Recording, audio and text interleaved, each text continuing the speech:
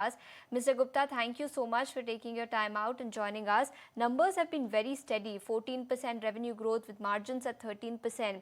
P&A, prestige and above segment volume growth aided numbers is what you've cited in your press release.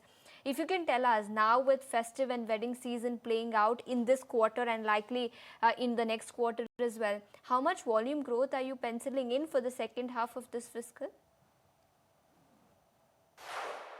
We'll continue with our guidance of double-digit volume growth, but middle double-digit value growth driven by increased pace of P&A. Also, the fact that our luxury portfolio has now started to do well this quarter is extremely important because we'll get to assess its ability to get the market shares in the luxury space. Okay, so that's the outlook as far as revenue is concerned. But what about margins then? How have raw material pricing trends been?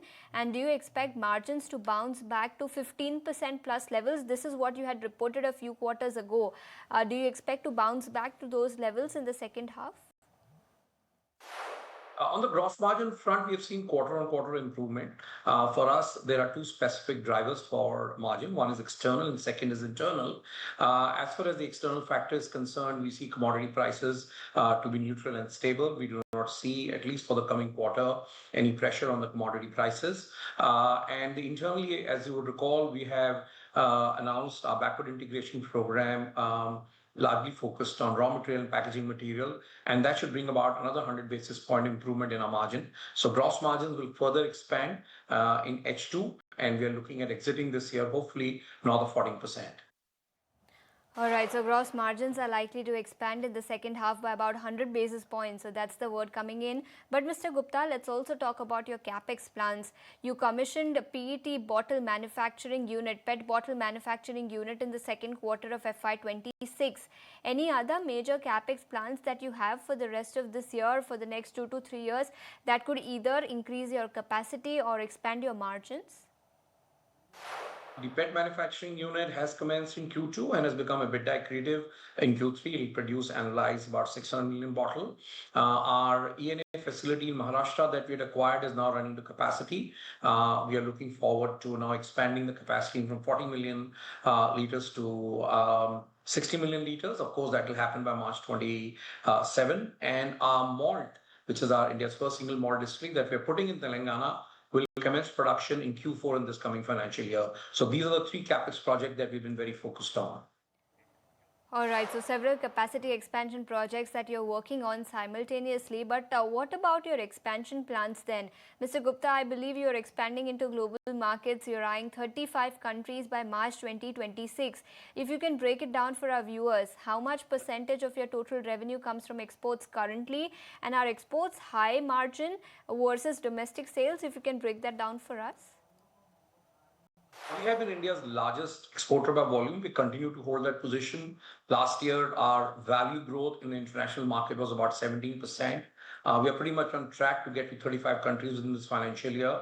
The gross margin and the working capital in the international market, both are positive. The gross margins are at least 1.3 times the domestic market, and the working capital requirement is about 25% of the domestic market. So it continues to be an extremely important part of our revenue mix. Currently, about 8-9% of our value comes from the international market, but it's growing at very, very aggressively at high double-digit rates.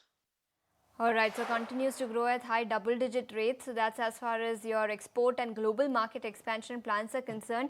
But you're also investing heavily in new brands and portfolio expansion. If you can take us through any new launches that are lined up over the next few months.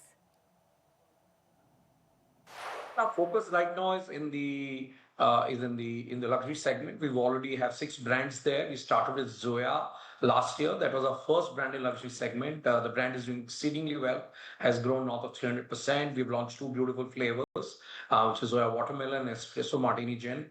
It continues to sort of delight the market. Thereafter, we added Art House. We have acquired Woodburns, Pomori and Sagrado, and also acquired rights for Russian standards in India.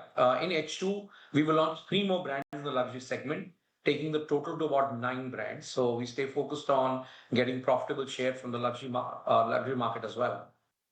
All right, so profitable share on luxury market, that's what you're aiming for. But as far as overdues is concerned, processing of overdues has now started to come in from Telangana market.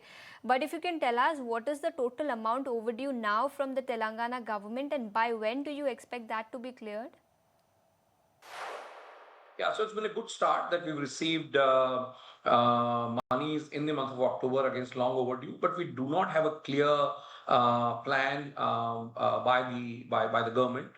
Therefore, we are continuously engaged with the government through the industry body CIBC, and I think we'll have to really watch it month on month and maintain continuous engagement with the government.